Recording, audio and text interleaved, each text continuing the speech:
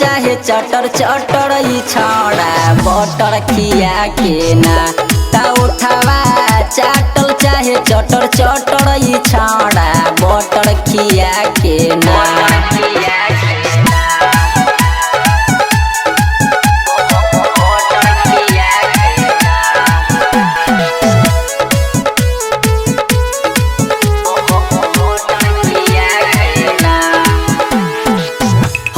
हम बंगाल के हसीना नाचे ऐनी अकेला हो खरसरियर मोड़वारा के छौड़ा मारता ढोरी पढ़ेला हो हई हम बंगाल के हसीना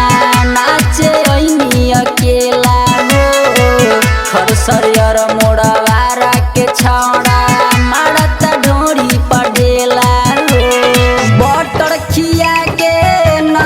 बटर खिया के ना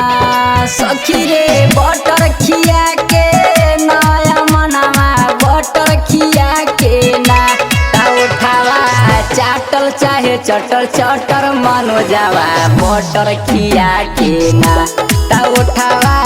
चाटल चाहे चटर चटर ई सनुआ बटर खिया के ना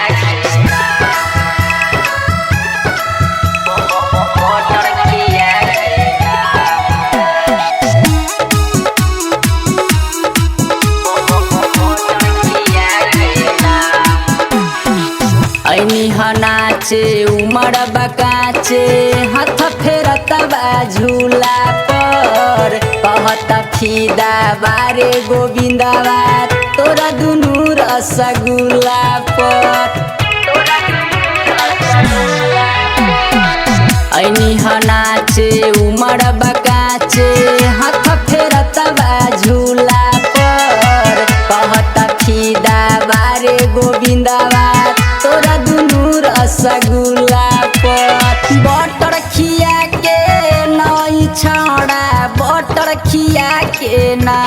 सखी रे बटर खिया के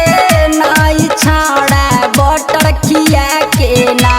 ता उठावा चाटल चाहे चटर चटर ई रबिया बटर खिया के ना ता उठावा चाटल चाहे चटर चटर ई रबिया बटर खिया के ना सखी रे। Recording by Jayshree recording studio Darbhanga.